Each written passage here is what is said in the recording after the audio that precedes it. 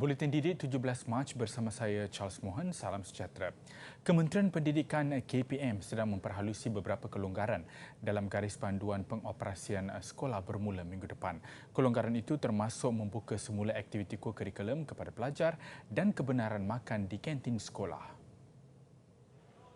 Menterinya, Datuk Dr. Razzie Jidin mengulas, mengikut penilaian keadaan semasa, perkara pertama yang akan dipertimbangkan untuk dilaksanakan dengan sedikit keterbukaan adalah aktiviti sukan dan kokurikulum.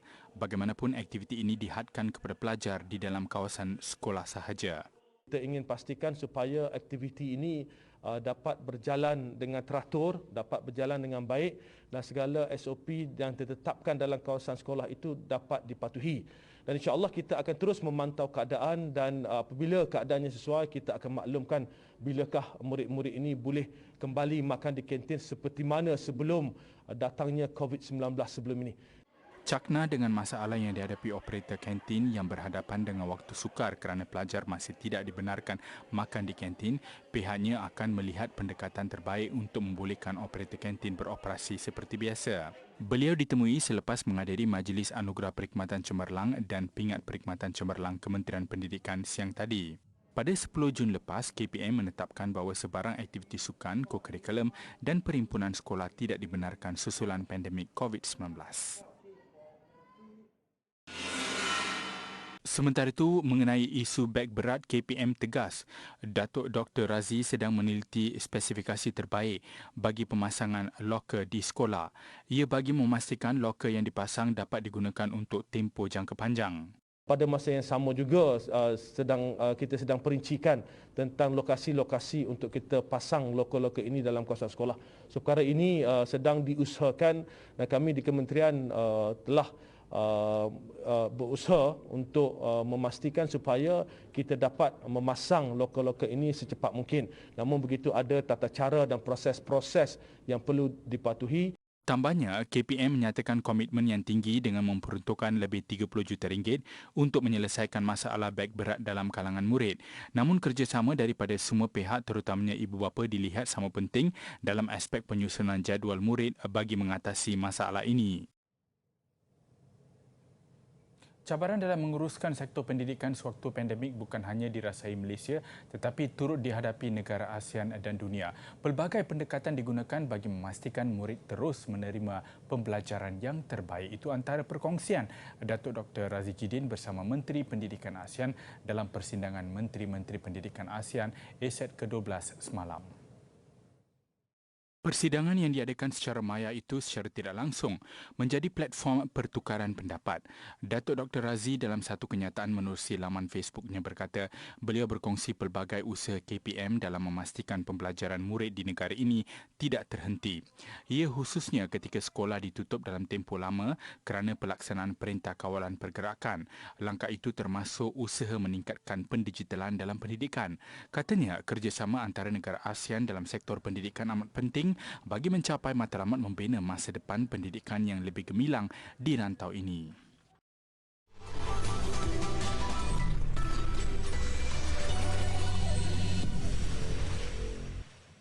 Bersua kembali, permohonan bagi pakej peranti siswa keluarga Malaysia khusus bagi pelajar Institut Pengajian Tinggi IPT daripada golongan B40 akan dibuka bermula pertengahan April ini. Menteri Komunikasi dan Multimedia Tan Sri Anwar Musa berkata sebanyak 400,000 pelajar seluruh negara dijangka mendapat manfaat daripada program itu.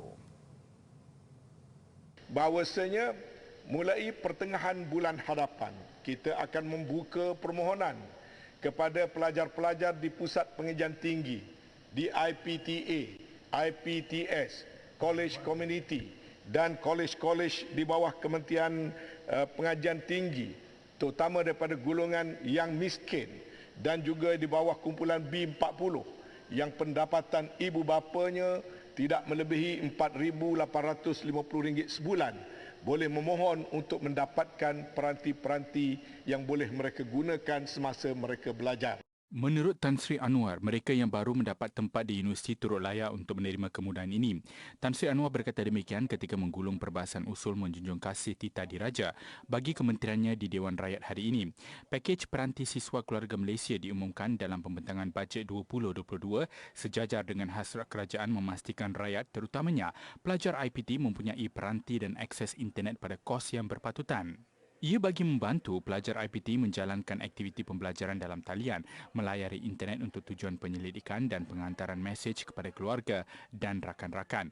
Program ini akan dikawal selia oleh satu unit di bawah Kementerian Komunikasi dan Multimedia dengan kerjasama Suruhanjaya Komunikasi dan Multimedia dan Kementerian Pengajian Tinggi. Semua peranti yang diberikan adalah secara percuma dengan pelancaran untuk fasa pertama dijangka pada awal Jun ini. Kejayaan sesebuah organisasi bergantung kepada prestasi warganya. Seramai 40,018 pegawai Kementerian Pendidikan KPM menerima anugerah perkhidmatan cemerlang atas prestasi dan peribadi yang cemerlang sepanjang tahun 2021. 80.78% penerima adalah daripada kumpulan pengurusan dan profesional, termasuklah guru-guru dan pegawai gunasama. Manakala 19.21% adalah daripada kalangan anggota kumpulan pelaksana. Bagi tahun penilaian 2021, sebanyak 83.78% daripada keseluruhan pegawai yang dinilai mempamerkan prestasi yang cemerlang iaitu 90% ke atas.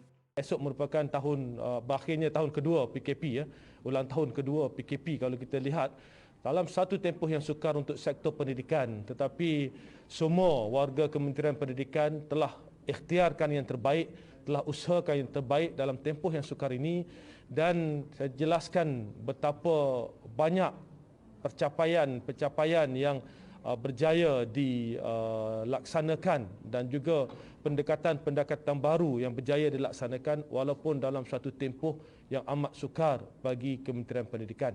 Majlis yang tadi yang berlangsung di Putrajaya merayakan 397 penerima anugerah perkhidmatan cemerlang daripada 33 bahagian dan unit di peringkat Ibu Pejabat Kementerian Pendidikan. Sementara 39,621 penerima di peringkat negeri diwakili pengarah pendidikan negeri masing-masing untuk menerima sijil pengiktirafan.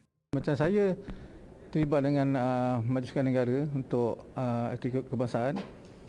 Nak tak nak saya mesti memastikan aktif bahawa saya dalam keadaan bersedialah untuk menghadapi apa-apa kejohanan. Bagi saya untuk sukan squash, kita mempunyai satu sistem yang agak baiklah. Dan kita juga dibantu oleh Majlis Sukan Negara.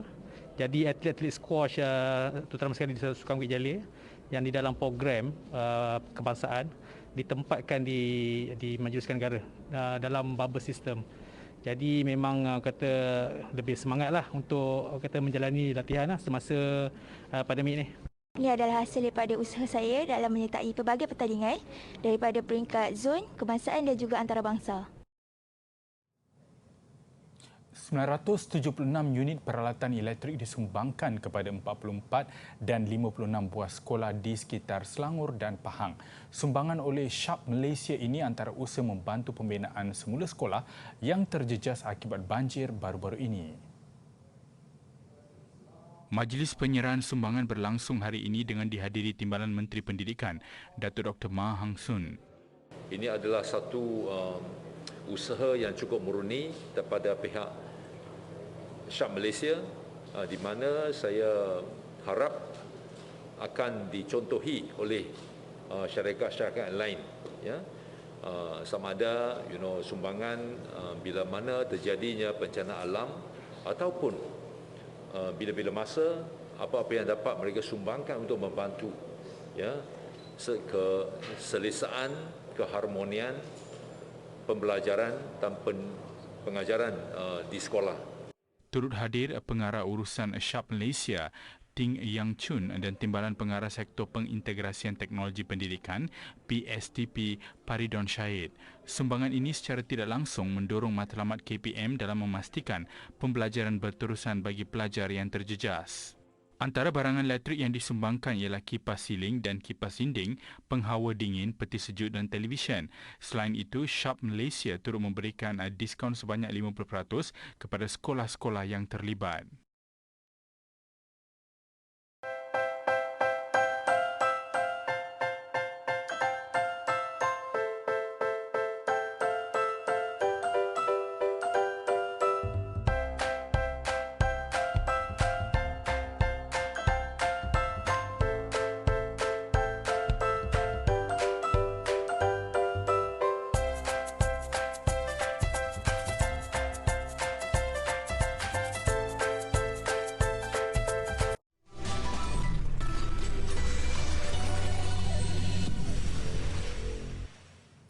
Pentadbiran Aeroangkasa dan Aeronautik Amerika Syarikat NASA mencerap sebuah bintang yang dikategorikan sebagai berduri.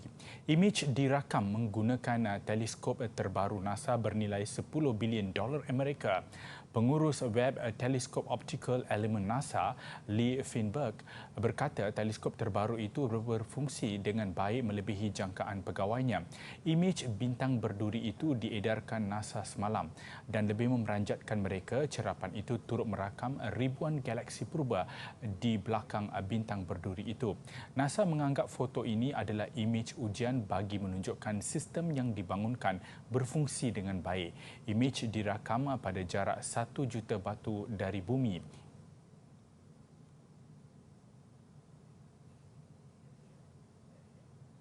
Ini pula mengenai sebuah kereta mikro dikenali sebagai Peel P50 yang dihasilkan pada tahun 1960-an.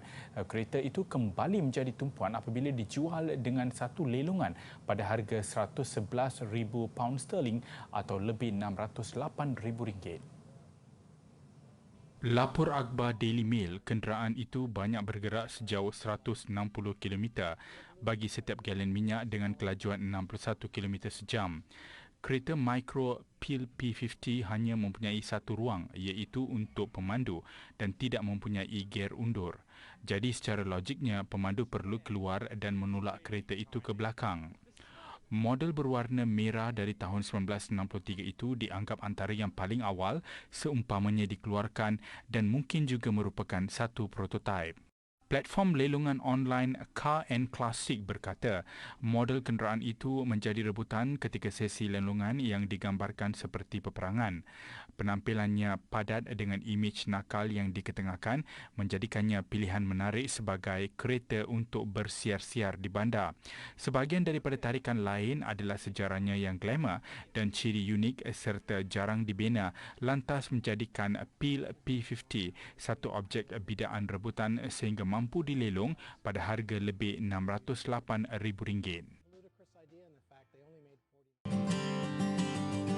Tahukah adik-adik, dinasti Uthmaniyah adalah dinasti yang paling lama memerintah dalam dunia Islam, iaitu dari abad ke-13 hingga ke abad 20.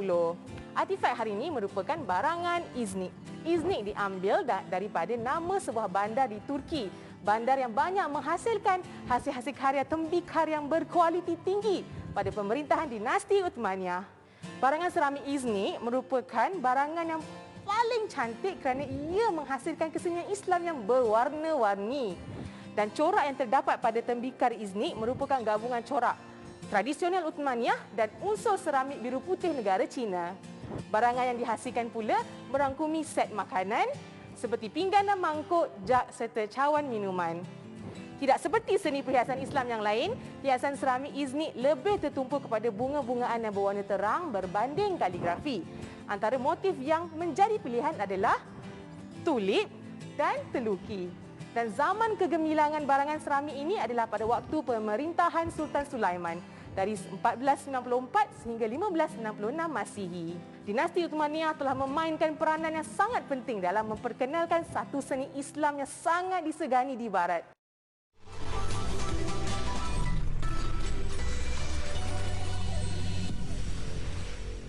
Bersua kembali sukan. Selepas program podium kembali diaktifkan, Kementerian Belia dan Sukan KBS memberitahu Dewan Rakyat hari ini bahawa seramai 776 atlet telah menerima tawaran kontrak baru bagi menjalani program latihan sepenuh masa pada tahun ini. Jumlah itu meningkat 142% daripada 321 atlet sebelum ini susulan peruntukan berjumlah RM240 juta disalurkan kerajaan. Menteri Belia dan Sukan Datuk Seri Ahmad Faizal Azumu berkata, daripada jumlah itu seramai 346 atlet daripada 26 jenis sukan akan menjalani latihan secara sepenuh masa. 292 daripadanya membabitkan atlet normal, manakala 84 atlet para. Seramai 430 atlet pula akan menjalani latihan secara berfasa. Antara kemudahan-kemudahan yang disediakan adalah program latihan, jurulatih, kemudahan latihan, penginapan dan makan. Bagi sukan yang tidak disenaraikan dalam program MSN dan penyertaan tertumpu kepada sukan C Vietnam sahaja, mereka ini akan turut diberikan bantuan secara geran. MSN juga jelas beliau telah mula melaksanakan program khas iaitu Projek Asiacom dan Projek Sukan C pada tahun 2021 khusus bagi atlet ke Sukan Asia dan para Asia di Hangzhou, China, Sukan Commonwealth Birmingham dan Sukan C Vietnam. Tumpuan diberi kepada atlet yang mampu meraih pingat di ketiga-tiga tamasya berkenaan. Kementerian Pengajian Tinggi KPT melancarkan projek larian 100 meter bawah 10 saat dengan usaha sama Pusat Sukan Tumpuan Olahraga KPT di Universiti Putra Malaysia. Projek itu membawa misi mencari pelari pecut negara yang pertama mampu merekodkan kepantasan larian di bawah 10 saat di Asia Tenggara. KPT dalam kenyataan memaklumkan ujian kelayakan pertama Zon Selatan akan berlangsung di Kompleks Sukan EduCity Iskandar Puteri di Johor.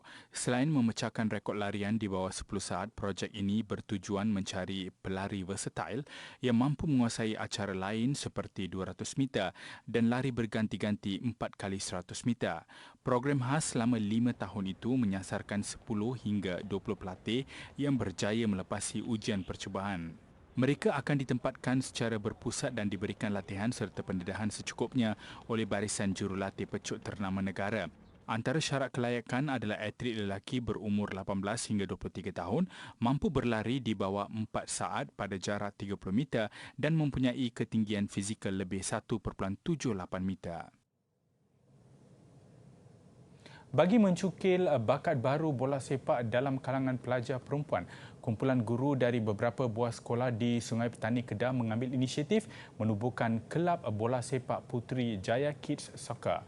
Sekaligus, ia adalah skuad bola sepak pertama untuk pelajar perempuan di Kedah. Skuad ini menghimpunkan murid seawal usia 7 tahun hingga pelajar sekolah menengah. Sejak penubuhannya pada 2016, pasukan ini sudah mempunyai 30 pelatih.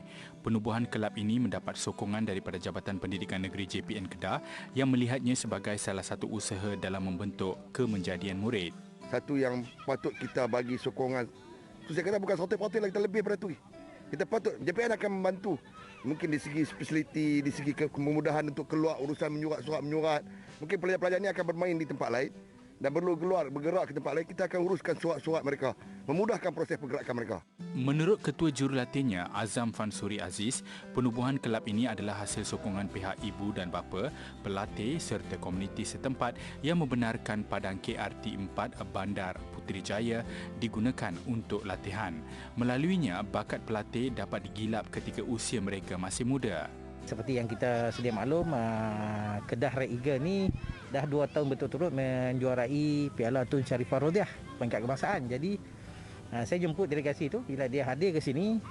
Saya ingat untuk buat klinik bola sepak saja. Tapi rupanya bila dia dah sampai, coaches-coaches yang daripada Red Eagle sampai, dia tengok rupanya ada bakat yang sangat baik di sini. Itu yang membuat saya terpanggil untuk wujudkan masukan. Pagi tadi turut berlangsung perlawanan persahabatan di antara kelab Putrajaya Kids Soccer dengan SP Brotherhood. Ini adalah aksi dan kelincahan mereka sewaktu di padang. Tengok abang main. Lepas tu nak main bola lah. Cita-cita nak ke mana tu? Nak main bola sampai ke mana? Sampai ke besar. Difahamkan 3 pelatih dalam skuad ini telah dipanggil untuk beraksi dalam pasukan bola sepak perempuan negeri Kedah, Red Eagles. Start masuk dengan Cikgu Azam, kelab dia Tony lah. Lepas tu terpilih untuk yang Red Eagle tu. Lepas tu main Red Eagle tu lah. Bangga tak? Bangga. Bangga macam mana? Bangga yang sangat-sangat. Mak saya lah. Keluarga saya bagi support saya. Bawa saya pergi kat Red Eagle tu, bawa pergi balik semua. Latihan mereka diadakan 3 kali seminggu di padang KRT 4 ini dan berlangsung dalam tempoh 2 jam bagi setiap sesi. Dan ini pula khas kepada penyokong kelab Johor Darul Ta'zim JDT. Kelab itu bakal mempunyai lagu tema rasmi. Agak membuka mata apatah lagi apabila lagu tema itu turut menampilkan penyanyi rap terkenal antarabangsa Snoop Dogg dan penyanyi rap Malaysia Joe Flizzo. Lagu tema rasmi JDT itu dihasilkan melalui kerjasama strategik antara JDT bersama Universal Music Southeast Asia dan Def Jam Recording C. Hadir sama pada majlis pelancarannya siang tadi penyanyi rap Malaysia Joe Flizzo dan pemilik JDT Tengku Ismail Sultan Ibrahim.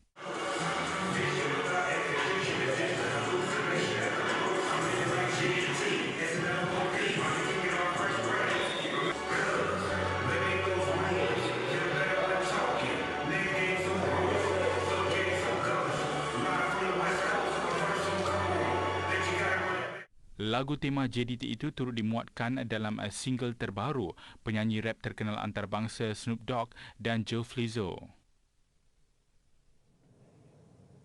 Dan mengakhiri buletin didik malam ini, saksikan sedutan daripada dokumentari pendek Audible. Audible yang dicalonkan untuk anugerah Oscar mengisahkan mengenai kehidupan seorang pelajar bisu dalam pasukan American Football daripada Sekolah Tinggi Maryland, Amerika Syarikat. Semoga kisah ini memberi teladan kepada kita ketika berdepan dengan mereka yang mengalami masalah pendengaran. Dengan itu, saya Charles Mohan dan kita jumpa lagi.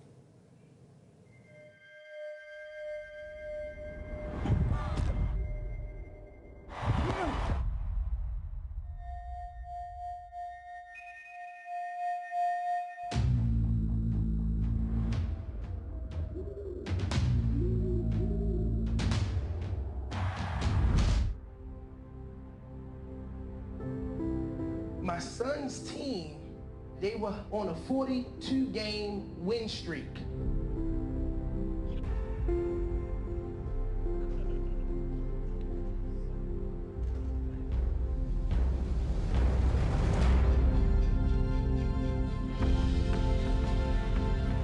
The reality of this life is that we are going to face some adversity. We must examine who we are. No matter how tough it gets, we gotta go hard and continue to fight.